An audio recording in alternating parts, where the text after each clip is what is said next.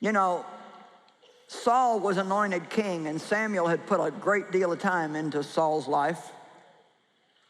He was the one that anointed him, and I'm sure there was a lot of mentoring going on there and training him, and Saul turned out sour.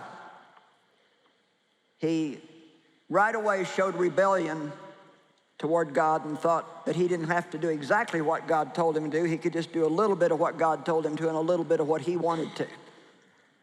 Now, I'm just going to tell you right now, that's not going to work. You can't do a little bit of what God tells you to do and a little bit of what you want to do and ever end up with what God wants you to have. With God, it's all or nothing. So, if you've been trying to compromise with God and do some of what he tells you to do and some of what you want to do, then today would be a good day to make a decision that you're going to have to either go all the way with God or just probably not go anywhere at all, you know.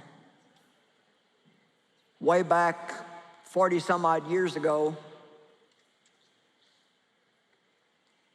before I was really having much opportunity to teach, I had a small home Bible study, and I didn't know anything, and God was calling me to do something big, and I didn't have the education for it. I couldn't stop what I was doing and go off to Bible school at that time. I already had 3 kids, and I needed to study. And I didn't have time to study because I had a full-time job, 3 kids, and a husband, and we were committed in our church. And so I kept feeling like God wanted me to quit my job, and that seemed kind of dumb because our income would have been less than our bills. And you know, you normally don't quit your job if you got more bills than you got income. You normally keep it. But I kept feeling like I was supposed to quit, and trust God, there was only about a $40 a month gap.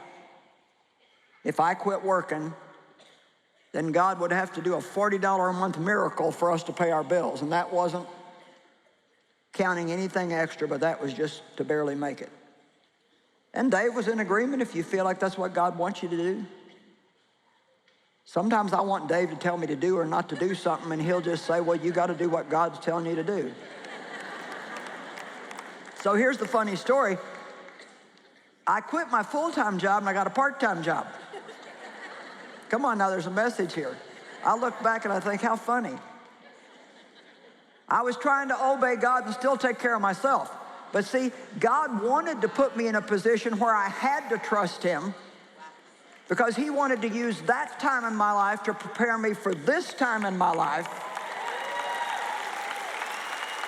where if you knew the amount of money we have to trust God for now every week, oh my gosh, I stopped counting a long time ago.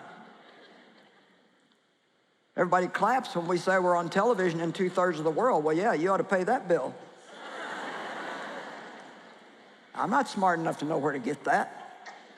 But God taught me how to trust him for $40 a month. But I didn't want to have to do that. See, we don't want to have to trust God all the way. We want to trust God, but we've always got a little backup plan. Come on. Got a little backup plan there just in case God don't come through. So I got myself a part-time job. And it didn't take God very long to let me know he meant business because I got fired from my part-time job. And I was not the kind of employee that ever got fired from a job. I mean, I was a hard worker. I was good at what I was doing, and I got fired. So it became very obvious to me that God said, quit. So you can't do part of what God tells you to do and part of what you want to do. Come on, I'm talking to somebody. Come on, if you want to have that upgraded life that you say you want to have, then you got to make a decision today. Today's the day where I decide to go all the way with God. I'm not going to be a Christian on Sunday and then go back to being a sinner on Monday. Not going to be a Christian when you're with your Christian friends and then be a not-so-Christian when you're with your not-so-Christian friends. Make your mind up. If you lose friends, you're sticking with God. If you lose your job, you're sticking with God. If family members turn against you, you're sticking with God. Come on, if you're serious about this, there may be a little price you're going to have to pay.